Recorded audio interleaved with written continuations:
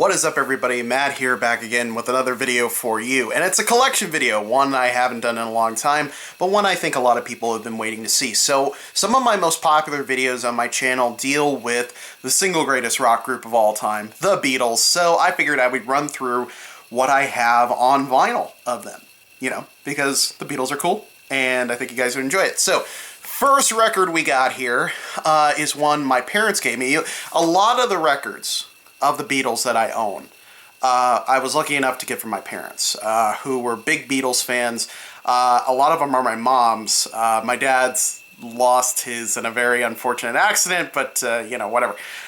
So I was lucky enough to get original pressings, original copies from my parents, specifically my mom. So these are important to me. These are important because they're the ones that they listen to. They're the ones that they enjoyed the music as it happened, in this case. And the first one we got here is Meet the Beatles. Collecting Beatles is kind of fun because it's fun and frustrating. I guess the term would be funstrating, because you have US releases and then you have international/UK releases. So you end up with stuff in the US that Capitol released, which was way different, changed around, edited, altered from what they got over in England, but still pretty cool to have.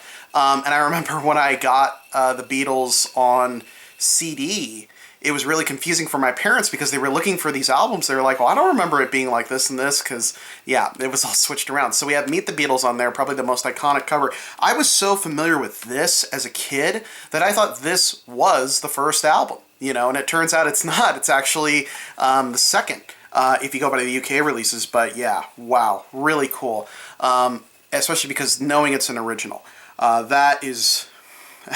That's pretty cool when you look at it. So the next one we got here is something new by the Beatles. This one I really like because it's in its original packaging, and I don't know if you could see it or not, but it still has the price tag on it from good old Licorice Pizza. Still up there, retails for about, $4.98 at Licorice Pizza, so very cool. This is a cool one because it has the German version of I Want to Hold Your Hand. I remember the first time that came on shuffle on my Zune that I had in college. I was really taken aback by that. I was like, wait a minute, that's not I Want to Hold Your Hand, but yeah, very cool. I always liked this cover. I thought it was almost like, like a Kodak slides type thing. Up next, we got Beatles 6. I think that's right, VI6, yeah.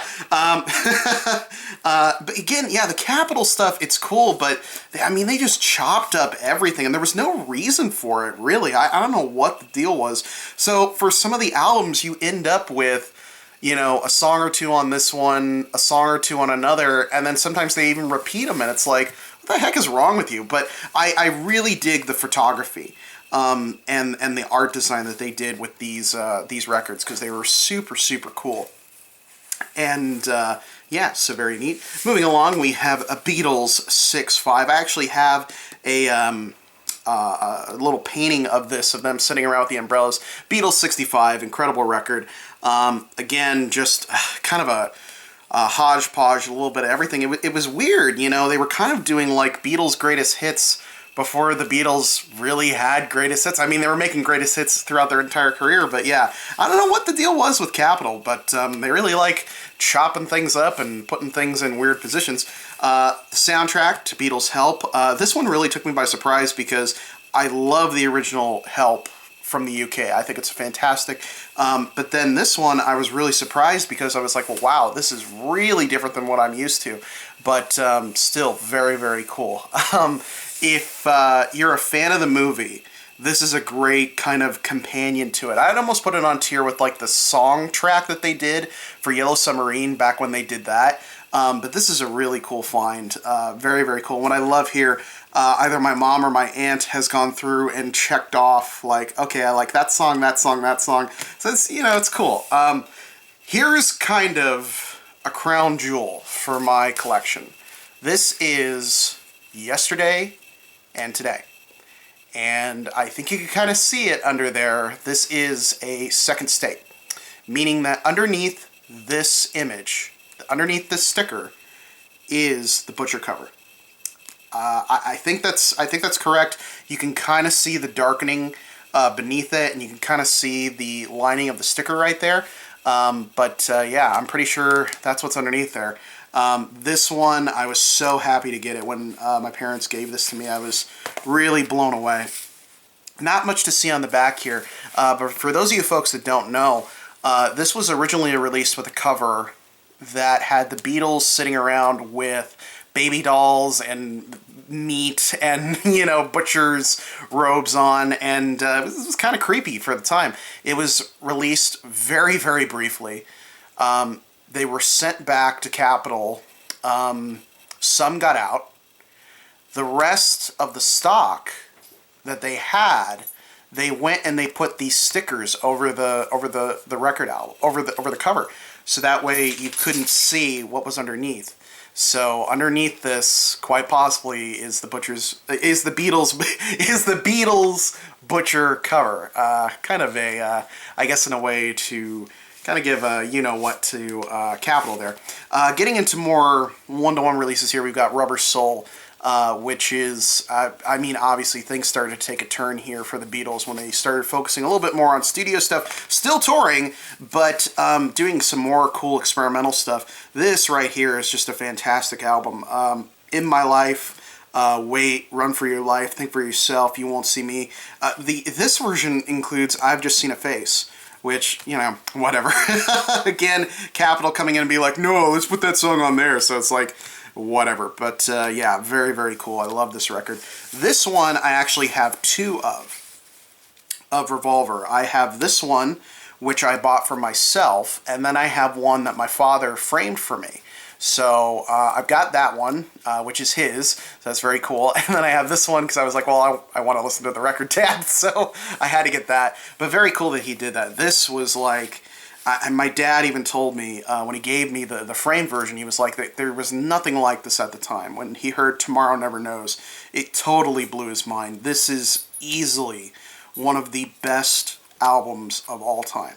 Easily, you know, and people have said that, you know, this Rubber Soul and Revolver are kind of like Volume 1 and Volume 2. You know, I think if you want to get into the Beatles, or if you want to introduce someone to the Beatles, these are the two records, the two pieces of music that you absolutely positively have to let them listen to, because it's just so varied and so cool and focused too. That's the key thing. What differentiates these two from the White Album, which was also very varied. These two were so focused on what they wanted to do, and they were so clean and edited, and just these records are beautiful. I'm very happy to have these in my collection. So this is the first record I ever bought. I got this at a $1 sale at a record store in Kansas City, and I remember seeing a thing on VH1 of them talking about the greatest albums ever made, and this was #1. And I told myself, I'm going to get that record. Sure enough, we went down to the record store that day, and they were having a sale, and I found this in a dollar bin. It's kind of crazy to think about that. You know, that was when vinyl was definitely on its way out. You know, and it wouldn't be so much of a surprise. Like, I found this, Van Halen, Women and Children First, Back in Black, all in the dollar bin. I mean, can you imagine that nowadays? Like, that would not happen, you know, and this was in great shape. A couple scratches, but it was important to me. I remember looking on the back and feeling so cool when I found the very last hidden message right there. So hard to see. A splendid time is guaranteed for all. And I thought, wow, this is it, man. It doesn't get any cooler than this. And I fell in love with the record. I really did. I made, I think, like 2 or 3 tapes. Because if I didn't lose the tape, I wore out the tape, you know, and it just absolutely blew me away. There was nothing else like this. Definitely my favorite Beatles studio record. This was it. And I bought it twice. This was the record that got me back into vinyl. I was in Las Vegas, saw the Beatles Love Show with Cirque du Soleil, and this was in the gift shop, and I thought, you know what, I don't want to get this just to get it. I want to get it to get back into collecting vinyl. And that's really what did it for me. This is what has led to this point in my life, you know.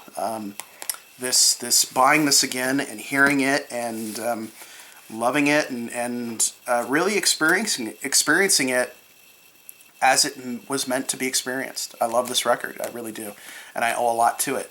Magical Mystery Tour, another original given to me by my parents, still has the book in it, complete. Everything is there, so very cool that this stood the test of time. The film, most people would agree, it's kind of, yeah. But this was really cool because this was one I always saw my dad had out. He was always listening to it or taking something off it. You know, I don't know if he would back that up or not, but the great tracks on here. It feels in a way like Sgt. Pepper 2 in a lot of ways. And some of the stuff they recorded on this, they put on the special edition of Pepper. And this is another one. I have another copy, but what's special about this one is this was given to me by my students at our end of the year theater party. They knew I was getting back into vinyl, and yeah, they got this for me, and perfect condition, special edition. So thank you guys very much for that. If you're watching, I still have it. I still love it, and I love that I have two from the most important people in my life, my family and my students. So thank you guys very much for that. That means a lot. This one here, I know a lot of people are going to be drooling when they see this. This is a copy of the White Album with the stamp with the number. So yeah, I'm pretty proud of this one. A little beat up, obviously. It's really falling apart. But you know, that's kind of the thing about, you know, I've said this before about vinyl that I really dig is the condition of the records, of the album itself, because it shows how much it was enjoyed in a lot of ways. This was kind of my parents, they loved this record. My dad especially, he loves this album. So obviously got a lot of wear and tear. They have, I think this was where they started to get into the doubles, my parents, and this one was one they were like, we have one, so you can have this one, but that's it. That's all you get. After this point, they were like, nope, they're ours. Two more that were given to me by my parents, Abbey Road. Obviously, this one was important to me because, you know, I won't go into too much detail, but it helped me in a very kind of bad part of my life where I was like, I don't know if I can listen to the Beatles anymore. And my parents got me this for my birthday, and I listened to it, and I was like, okay, we can continue on. The music can carry on. And on top of that being a fantastic record, I've seen this a lot, original copies and things like that, but I like my versions. It's cool when you get an original, but it's also cool to get the remasters because they did a lot of great work on here. Let It Be, obviously, this was the same birthday, by the way, so I got hit with both the good ending and the kind of bittersweet ending. I think I've said all I can about Let It Be. So now we're kind of getting into the Beatles extras here. So we've got Hey Jude here. And I was really surprised when I found this, and I was surprised I got it for as little as I did. I think I still got the tag on it. Yep, $7.99. So this one has kind of the singles on here. I don't remember the exact story, but I think it was they wanted to release these singles together. It was kind of when they were getting things organized, you know, getting Capitol and EMI wanted still to get some music out there. So this has Hey Jude, Revolution, the single versions of it, and different mixes of the other stuff. So very cool. Again, it feels a little bit like Let It Be 0.5 in a way, so you get all those stuff that's on there. And the two records that started my channel, my very first videos, are about the two Beatles records you positively, absolutely need to have, and it was these two, 62 to 66 and 67 to 70. Great compilation records from the Beatles themselves, remastered, remixed. These are great because you can just put them on. You don't have to worry about flipping the records 20 million times. You only have to do it a couple times. I mean, they're double record sets, but I love that image of, you see the passage of time. I try to get them both in frame. But yeah, very cool. I love these records. Very, very cool. And what better way to end it than with my favorite Beatles record of all time, the Beatles' Love, Cirque du Soleil. A year after getting the Sgt. Pepper record and creating this collection, essentially, went back to Vegas and picked this up and kind of closed the door on that. It felt very complete. I haven't stopped collecting Beatles records, solo work, extras, things like that. And I'm missing some pieces here, so I'm still on the lookout for all that stuff. But this is probably my favorite Beatles record. I did a whole video on this as well. If you haven't heard the music from this, I know it's like, oh, Beatles remixes, blah, blah, blah. Trust me, it's not what you think. It is a celebration of their work, and it says it right there, love. Everything is done with love, and it's this one right here.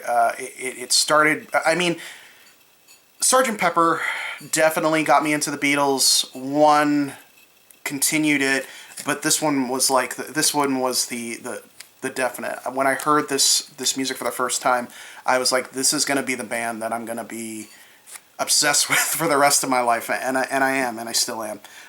And to have this on vinyl, to have the sound coming off it that it does, it's absolutely fantastic. So those are my core Beatles records. Am I missing anything? Did I misspeak? Did I say Twickerman instead of Twickenham? Haha, got you there. Yeah, so what do you guys think?